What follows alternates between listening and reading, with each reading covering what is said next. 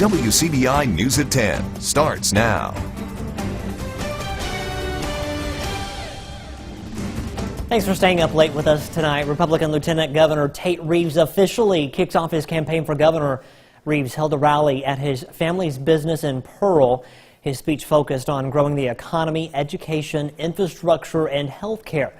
Reeves didn't mention his primary challengers, retired State Supreme Court Justice Bill Waller Jr. and State Representative Robert Foster, but instead took several jabs at Democratic candidate and current Attorney General Jim Hood.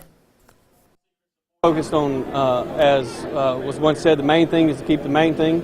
And the main thing in 2019 is the liberal ideas of the party of Chuck Schumer, Nancy Pelosi, and Jim Hood. Reeves also continued his push for school vouchers. Party primaries are August 6th. The general election is on November 5th. Aberdeen's top cop is back on the job after an official trip overseas. Chief Henry Randall has been deployed in Kuwait with the Mississippi National Guard. Our Quentin Smith, he caught up with the chief. He now joins us live in the studio. So Quentin, how did he say it feels to be home again? Scott, Chief Randall is thrilled to finally be back home again. The staff sergeant deployed with the 155th Armored Brigade Combat Team.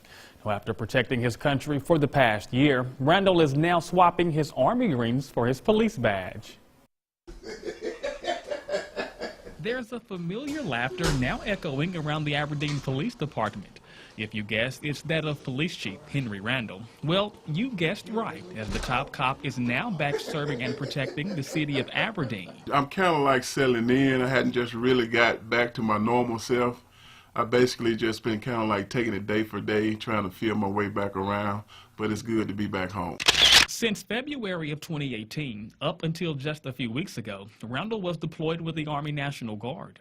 The troops spent much of their time stationed overseas in Kuwait. My job is a 88 mic, which is a driver, and a fuel operator, which, I provide fuel for whatever necessary vehicle out there or whatever tank that's out there. While Randall says he enjoyed being out in the field, there's still one element he constantly struggled with during this mission: the heat. Sometimes the heat can be detrimental to your health over there. It dries you up, plenty of water.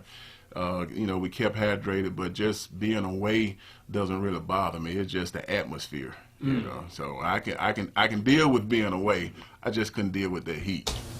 This marks Randall's second deployment. His first was in 2003 when he deployed in Iraq. The staff sergeant says this most recent deployment was a peacekeeping mission. Being on the front line protecting his country and community is something Randall takes pride in. He always wanted to be a public servant, which is why he joined the military and police department. I've always wanted to be a part of something bigger than myself. I've always wanted to serve, protect, in military. Military law enforcement kind of go hand in hand. If you're in the military first, most time you get out, you want to get into law enforcement. If you're law enforcement before you're in military, then you want to join military. So I've got to do both of both worlds, and I've enjoyed it every day. And speaking of being a public servant, Randall has spent over 20 years serving at the Aberdeen Police Department and spent 18 years serving our country in the military. Scott? All right, thank you very much, Quentin. Well, the 155th is home safe, but today there was a reminder that the fight isn't over just yet. In Afghanistan, 3 U.S. service members and a civilian contractor were killed by a roadside bomb. It was the largest loss of life for Americans there this year. Roughly 14,000 U.S. troops are deployed in Afghanistan. CBS's David Martin has the latest. The Taliban tweeted this photo, which they claimed showed the moment after the bomb went off. A U.S. official says a convoy of American vehicles was overtaking a car which pulled over to the side of the road, apparently to let them pass. But when the convoy drew even with the car, it detonated. It happened near the main American base at Bagram, north of the capital of Kabul. Meanwhile, south of Kabul, an airstrike killed a local Taliban leader in Logar province. The attacks came the day after Chief U.S. negotiator Zalmay Khalilzad left Kabul following meetings with the Afghan president about peace talks with the Taliban. Both sides are trying to strengthen their hand at the bargaining table. A U.S. military officer says that in the past 3 months, U.S. and Afghan forces have killed thousands of Taliban fighters and hundreds of their leaders. We do believe that some of that pressure has contributed to the fact that the Taliban are now at the peace table for the first time since the war began. Neither side still thinks it can win, but attacks trying to gain leverage in the negotiations are expected to intensify with the arrival of spring, which is the start of the fighting season in Afghanistan. David Martin, CBS News, the Pentagon. Time now to toss things over to Chief Meteorologist Keith Gibson to get a first look at our forecast. Hey there, Keith. Scott, still raining, still storming out there. Let's do a little radar tour right over Louisville, Starkville into Columbus. Showers and storms. Nothing severe here, but some heavier downpours, and that is going to be ongoing here for the near term. No severe weather expected going forward. Just some rain, some thunder and lightning, and some good sleeping weather for the rest of tonight. Now the clouds will be tough tomorrow morning, I think. The rain gets out of here tonight, but clouds hold tough tomorrow. We'll wake up to temperatures in the low 60s. During the day, though, we should start to thin clouds out. Temperatures getting back into the mid to upper 70s. A pretty nice afternoon after a bit of a gloomy start. Your full forecast, Scott, in just a few minutes. The Pickens County Sheriff's Department is trying to find a killer and identify a victim after a weekend homicide. Just after 10 o'clock Saturday night, deputies responded to reports of a person lying in the road on County Road 2.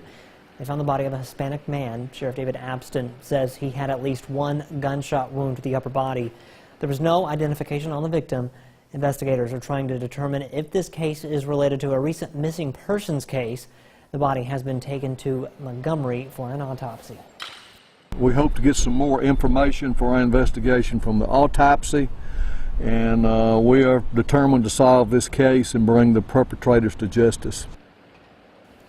The sheriff has identified a vehicle of interest, a gold 2004 Chevy Suburban with Noxubee County plates NX2466. If you have any information on the vehicle or the crime, call the Pickens County Sheriff's Department. A man wanted on felony weapons charge is on the run after being spotted in Lowndes County last night.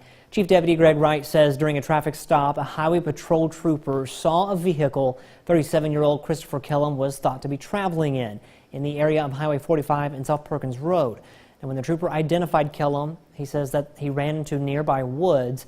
The Highway Patrol and Lowndes County deputies began a search with the help from the Clay County Sheriff's Department K-9 unit and U.S. Marshals. Searchers also used drones during the manhunt. Investigators have reason to believe Kellum could be in a 1996 black GMC truck with the license plate Sky King. The search for Kellum is ongoing. If you have any information on him or where he might be, call 911. Catching a killer or a fugitive can take a lot of shoe leather and manpower, but more and more, it's also taking a lot of science and technology. The field of forensic science is growing rapidly. Our Jory Talley talks to the director of the Columbus Police Department Forensic Lab about what's triggering the advances. Director of the Columbus Forensic Lab, Austin Shepard, has been investigating crimes for nearly 2 decades. Science is what first lured him into the field. These days, he says there's a growing market for it. New labs are opening up, and of course the court system and investigation units require it. They depend on it more as it becomes more available. So naturally, you're seeing more positions open up in the field. And because of that, you're seeing college courses start up, actual degree programs in forensic science, and now you're seeing it kind of segue into high schools as well. Starkville Academy is one of those high schools. I think this is a hidden science, if you will. A lot of people don't know that it's even an option. I didn't really when I came through high school, but the popularity of the CSI and a lot of the others, it's fun to set the record straight at some level, see what they actually do for the real science behind it. Senior Aubrey Campbell says the forensics class has given her a new level of respect for the field. She says she's learned a lot, including that real CSI work is nothing like one of her favorite TV shows. It's not at all like that's so dramatized, and they figure out the crime in like 2 days, but in real life it takes a really long time. And Dr. Ezel is telling us that only 65 murders in the whole United States were solved last year. Shepard says he believes television series like CSI spark an interest in the field for students, which leads them to digging a little deeper and then realizing exactly what Campbell did. He says that's not the only thing fueling the interest in forensics. We had a lot of government funding and things of that nature, allowing us to open different labs and pursue different types of analysis and research. And it's just kind of gone from there. And now now with all of these new methods and new analytical techniques coming out that are helping solve these old unsolved cases, you're seeing it just grow in that way as well. The crime lab director says any type of education in the field is great, even if students decide not to pursue a career in it, because it may come into play at some point in their lives or in another career. Dr. Eric Ezel agrees. The ability to think is honestly, that'll serve them in any field they go into, and if they can take that ability and apply it to their jobs, that's my real goal. Dr. Ezel says some of his students are very interested in careers in the forensic field. Some hail spotted around the region today. Check out those stones near Caledonia, about 1 inch plus. Also near Huntsville, Mississippi, out there in Montgomery County, some large hail too. Now tomorrow, not as active. Hallelujah, right? Maybe a few morning showers and some clouds lingering, but the sun's coming back out. 70s for highs. Details are next. Your WCBI First Alert AccuWeather forecast with Chief Meteorologist Keith Gibson. Live view on this Monday evening, very late, but you can see the rain coming on down across the region. Columbus, Tupelo, Vernon, Louisville, our Alpha Insurance camera network. We also have some thunder and lightning ongoing too. Will we see any flashes here in this shot? Probably not. That's the way it works. I'm sure we'll see some on the monitor as soon as we advance the graphics. That's the way law of my world seems to work right now. This is our Alpha Insurance time lapse from downtown Columbus. So check this out. These swirling clouds, these rotating storms just north of Columbus earlier this evening. This was about 7 o'clock, and that little rotating storm there produced some of that large hail. Some pretty neat shelf clouds on the leading edge. That was the one in Columbus, but we had numerous other ones out there as well with these storms. And on the back side of this activity, always nice to see a nice little rainbows. That was earlier on our Monday evening. Now, nothing severe right now, but we have very heavy downpours, thunder and lightning. Great sleeping weather, but no active weather, and it's not going to be severe going forward, it would appear, with these garden variety showers and storms just continuing to refire. There's a little area of low pressure down there just off to our southwest trying to kick off more of this activity. Quick 1 to 3 inches of rain in some of these spots here this evening. Some of you have had a little bit of localized flooding with some of the heavier rain moving on through. The center of this upper low just east of Jackson, it's kicking off the rain now. The back edge of the clouds here in Arkansas and Louisiana, and that back edge moves into our area sometime tomorrow morning, but for the near term we will have the rain. The rain pivots to our east by mid-morning tomorrow. The clouds may be very tough to break up initially, but by the afternoon we'll be home free, it looks like. Currently in the 60s, that's about where we will be tonight, a few more degrees down to the upper 50s, low 60s.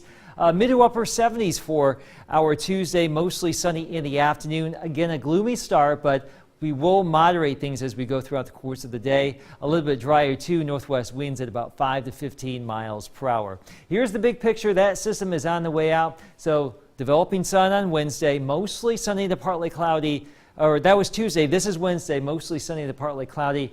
Notice the area of low pressure and cold front that moves in here. Thursday evening, Thursday night, along it we could see a little narrow line of gusty storms. Again, severe weather potential possible here. And then we'll have another active round of weather, it would appear, as we get into this upcoming weekend, Saturday and Sunday. That would feature more heavy rain and perhaps some more severe weather, Scott. So some pretty active weather for the next 7 days. A good weekend means better numbers for the Bulldogs and the Rebels. Time to look at the latest polls coming up later in sports. Watching WCBI News at 10 with Scott Martin. Welcome back. It's something that no one wants to think about, having someone speak for you in case of some type of medical emergency. We learn more about advanced medical directives tonight in our Health Talk with Baptist. Hi, I'm Chaplain Steve Brown with the Pastoral Care Team here at Baptist Memorial Hospital Golden Triangle.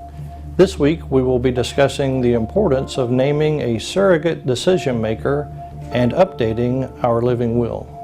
When is the right time to name someone to speak for you in case of serious illness? When you're in good health or when you're in a coma? The answer, of course, is when you're in good health. Unfortunately, our society is reluctant to talk about our medical wishes in case we become seriously ill or are near the end of life. This can result in family conflict and confusion at a time when you are most vulnerable and cannot speak for yourself. A Pew Research Center survey entitled More Americans Discussing and Planning End-of-Life Treatment was published recently. As many as 25% of elderly adults may need surrogate decision-making before death. An overwhelming majority of the public support laws that gives terminally ill patients the right to decide whether they want to be kept alive through medical treatment. In 1990, only 12% of people said they had an advance directive. However, as a result of increased community education, a 2014 study by the American Journal of Preventive Medicine reported that 26% of Americans said they had a living will now. Help your family and your doctors help you. Start the advanced care planning process today and complete an advanced medical directive by naming a surrogate decision maker and by completing a living will. Join us next time for Health Talk with Baptist when we continue discussing advanced medical directives. Mail your topic suggestions to healthtalk@wcbi.com.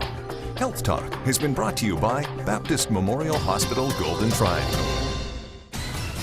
Big weekend of baseball has the Bulldogs and Rebels feeling good heading to the halfway point. Our Diamond recap coming up next in sports. Sports with Tom Ebel.